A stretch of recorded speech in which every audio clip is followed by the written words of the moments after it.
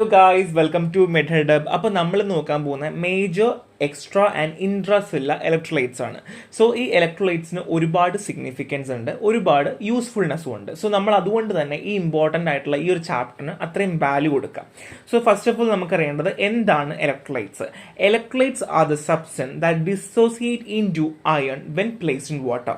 വെള്ളത്തിൽ നമ്മൾ ഇലക്ട്രോലൈറ്റ്സ് വെക്കുകയാണെന്നുണ്ടെങ്കിൽ അതിൻ്റെ അയോൺസ് ഡിസോസിയേറ്റ് ചെയ്യും. ഓക്കെ, സോ മെഡിക്കലി നമുക്ക് ഇലക്ട്രോലൈറ്റ്സിന് ഒരുപാട് ഉപയോഗങ്ങളുണ്ട്. സോ നമുക്ക് ഇമ്പോർട്ടൻ്റ് ആയിട്ടുള്ളത് കാറ്റോൺ, പോസിറ്റീവ്ലി ചാർജ്ഡ് ആയിട്ടുള്ള സോഡിയം, പൊട്ടാഷ്യം, കാൽഷ്യം, മെഗ്നീഷ്യം ഉണ്ട്. ആനിയോൺസ്, നെഗറ്റീവ്ലി ചാർജ്ഡ് ആയിട്ടുള്ള ക്ലോറൈഡ്, ബൈകാർബണേറ്റ്, ഫോസ്ഫേറ്റ് ഉണ്ട്. ഓക്കെ, ഇത്രയും മനസ്സിലായല്ലോ. ഇനി ഹ്യൂമൻ ബോഡി കമ്പോസിഷൻ എങ്ങനെയാണ് നമ്മൾ ആദ്യം ഒന്ന് തിരിച്ചറിയണം.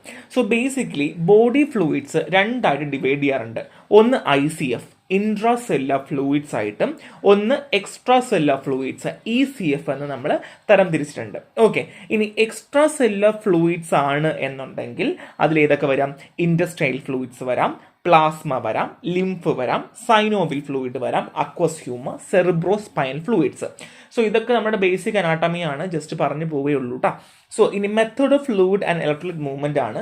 സോ നമ്മുടെ ബോഡിയിൽ എങ്ങനെയാണ് ഇലക്ട്രോലൈറ്റ്സ് മൂവ് ചെയ്യുക, അല്ലെങ്കിൽ ഒരു ഭാഗത്ത് നിന്ന് വേറൊരു ഭാഗത്ത് എങ്ങനെയൊക്കെയാണ് മൂവ് ചെയ്യുക എന്ന് പറഞ്ഞുതരാം. ഒന്നെങ്കിൽ ഡിഫ്യൂഷൻ ആകാം, ഓസ്മോസിസ് ആകാം, ആക്റ്റീവ് ട്രാൻസ്പോർട്ട് ആകാം, ഫിൽട്രേഷൻ ആകാം.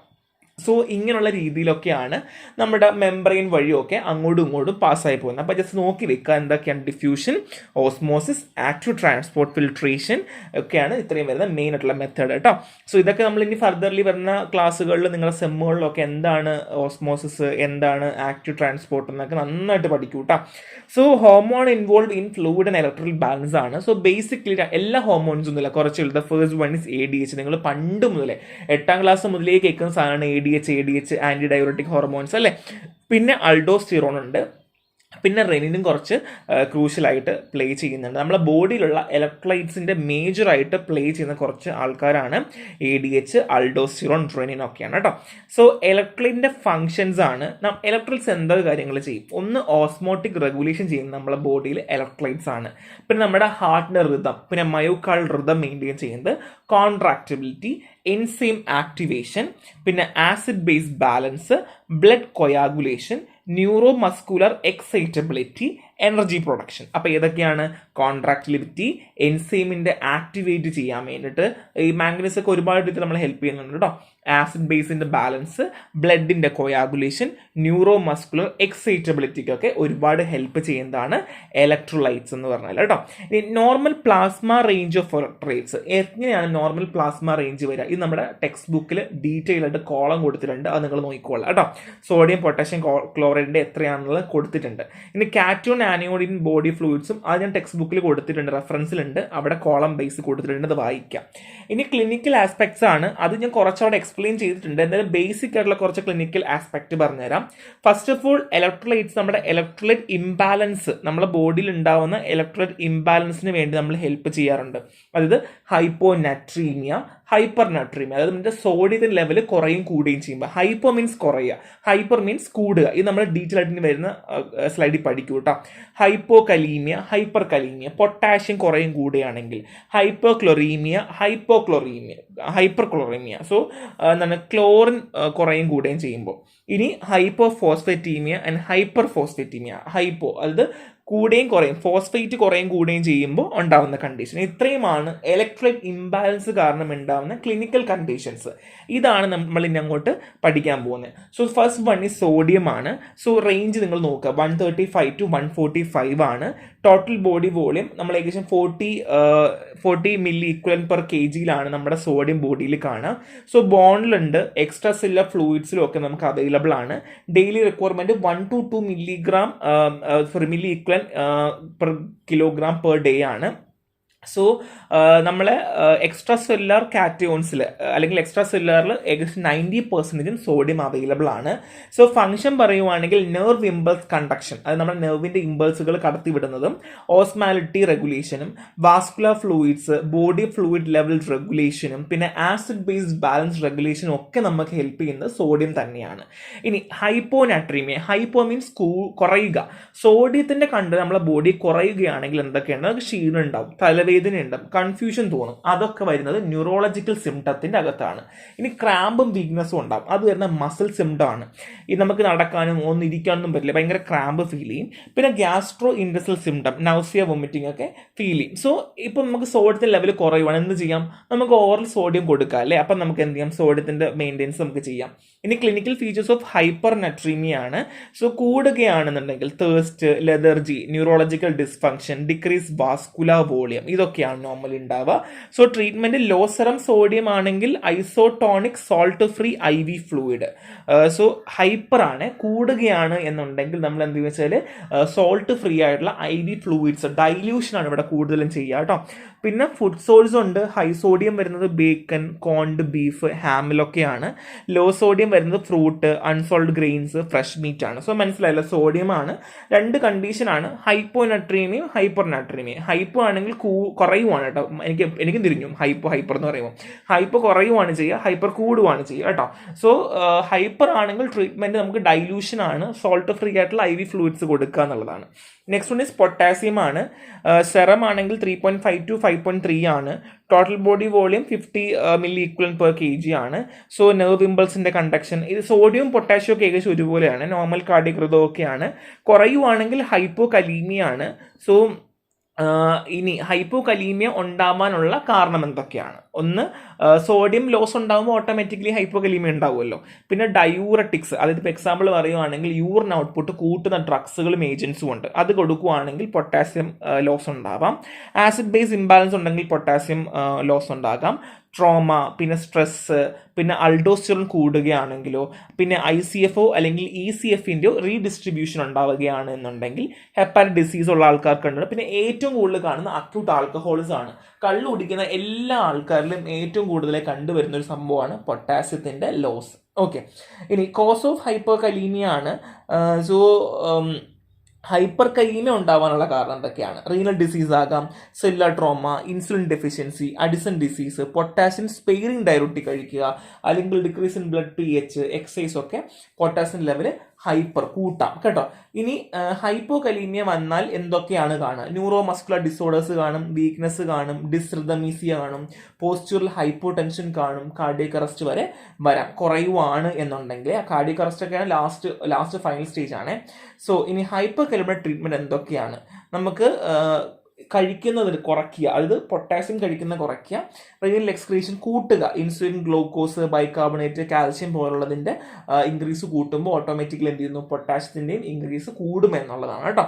സോ ഇത്രയുമാണ് ബേസിക്കലി പൊട്ടാസ്യം പറയുന്നത്. സോ ഹൈപ്പോകലീമിയ ആൻഡ് ഹൈപ്പോകലീമിയ ആണ് കേട്ടോ.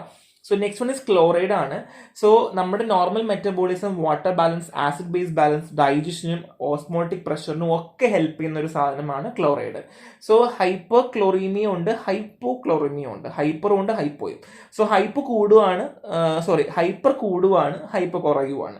So treatment fluid electric balance restoration മാത്രമേ നമുക്ക് ക്ലോറൈഡിൽ നമുക്ക് ചെയ്യാൻ പറ്റുള്ളൂ കേട്ടോ. So next one is magnesium ആണ്. അബണ്ടന്റ് ആണ്, നമ്മളെ ബോഡിയിലുള്ള എൻസൈംസിനെ ആക്ടിവേറ്റ് ചെയ്യാൻ ഹെൽപ്പ് ചെയ്യുന്ന ഒരു സാധനമാണ് മഗ്നീഷ്യം എന്ന് പറഞ്ഞാൽ. Metabolism, electrolyte activity, DNA synthesis ഒക്കെ.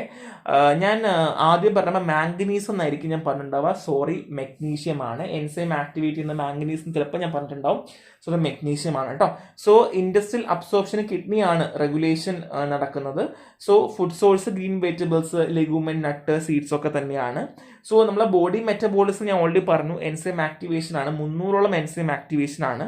പിന്നെ ഇമ്പൾസിന്റെ റെഗുലേഷൻ, ട്രാൻസ്മിഷൻ ഹെൽപ്പ് ചെയ്യാറുണ്ട്. DNA RNA ഫംഗ്ഷൻ എൻഷുർ ചെയ്യാറുണ്ട്. പിന്നെ facility PTH secretion, blood sugar level and blood പ്രഷറിന്റെ ഒക്കെ റെഗുലേഷൻ ഒരുപാട് രീതിയിൽ ഹെൽപ്പ് ചെയ്യുന്ന ഒരു എലമെന്റ് ആണ് മഗ്നീഷ്യം.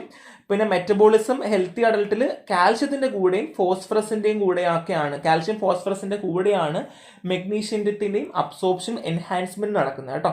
സോ ഫാറ്റിൽ സ്റ്റോർ ചെയ്യാറുണ്ട്. പിന്നെ ബോൺസിലൊക്കെ ഒരുപാട് രീതിയിൽ മഗ്നീഷ്യം സ്റ്റോർ ചെയ്ത് വെക്കാറുണ്ട്. പിന്നെ കിഡ്നിയാണ് റെഗുലേറ്റ് ചെയ്യുന്നത് കേട്ടോ. സോ ഹൈപ്പോ മഗ്നീസീമിയ ആണ് എന്നുണ്ടെങ്കിൽ നമുക്ക് എന്തൊക്കെയാണ് ചെയ്യേണ്ടത്? ഒന്ന്, കഴിക്കുന്നത് കുറയ്ക്കുക. പിന്നെ ക്രോണിക് ആൽക്കഹോളിസം കാരണം ഹൈപ്പോ മഗ്നീസീമിയ വരാം. പിന്നെ മസിൽ വീക്ക്നെസ് കാണിക്കാം, cardiac change, mental change, hyperactive reflex കാണിക്കാം.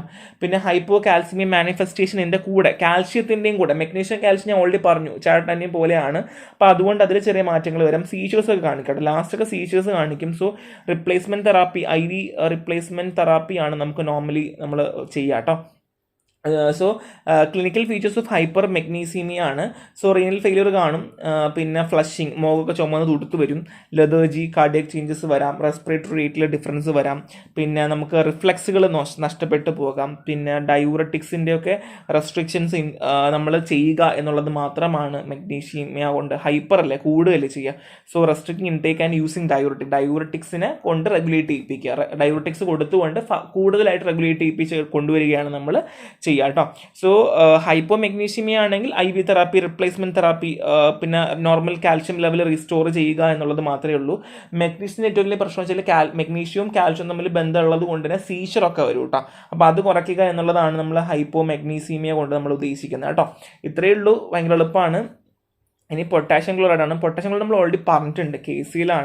സോ ഇതിൻ്റെ method of preparation, neutralisation of potassium hydroxide and hydrochloric acid. So HCl പിന്നെ എന്താണ് KOHൻ്റെയും റിയാക്ഷനാണ്. KCl + H2O ആണ്. സോ ടെസ്റ്റ് ഫോർ പ്യൂരിറ്റി നോക്കുവാണെങ്കിൽ അയോഡൈഡ് നോക്കും, solubility, bromide, heavy metal, iron, arsenic, calcium, magnesium, sulphate, barium ഒക്കെയാണ് നമ്മൾ, പിന്നെ അസിഡിറ്റി, ആൽക്കലിനിറ്റി ഒക്കെയാണ് നമ്മൾ പ്യൂരിറ്റി നമ്മൾ ചെക്ക് ചെയ്യുന്നത്. സോ ഓൾറെഡി പൊട്ടാഷ്യം ക്ലോറൈഡ് നമ്മൾ ഡിസ്കസ് ചെയ്ത സാധനമാണ്. So storage, stored in moisture contain, മോയ്സ്ചറിന് പ്രൊട്ടക്റ്റ് ചെയ്യണം എന്നുള്ളതാണ്. Medicine use, seasoning agent, electrolyte replenisher, gelling agent and yeast ഫുഡൊക്കെയാണ് നമ്മൾ നോർമലി യൂസ് പറയുക. ഇനി കാൽഷ്യം ഗ്ലൂക്കണേറ്റ് ഓൾറെഡി പറഞ്ഞതാണ്. സോ സ്റ്റാൻഡേർഡ്സ് ഒക്കെ നോക്കുക. സോ നമ്മൾ അസേ, കാൽഷ്യം ഗ്ലൂക്കണേറ്റിൻ്റെ അസേ നമ്മൾ പറയാം. സോ അമോണിയം ക്ലോറൈഡാണ് ബഫർ. ഇൻഡിക്കേറ്റർ മോഡേൺ ബ്ലാക്ക് 2 ആണ്, പിങ്ക് ടു ബ്ലൂ ആണ് കളർ ചേഞ്ച്. സോ ഇത് നിങ്ങൾ ചെയ്യൂ കേട്ടോ. 4th സെമ്മിലൊക്കെ നിങ്ങൾ മിക്കവാറും ഇതിൻ്റെ അസേയൊക്കെ നിങ്ങൾ ചെയ്യും. സോ നമ്മൾ മോയ്സ്ചറിന് പ്രൊട്ടക്റ്റ് ചെയ്യണം. പിന്നെ ഹൈപ്പോ കാൽസ്യമിയ യൂസ് ചെയ്യാറുണ്ട്, ഇലക്ട്രോലൈറ്റ് റിപ്ലെനിഷർ ആണ്. നെക്സ്റ്റ് വൺ ഈസ് ORS ആണ്, ഇമ്പോർട്ടൻ്റ് ആണ് കേട്ടോ.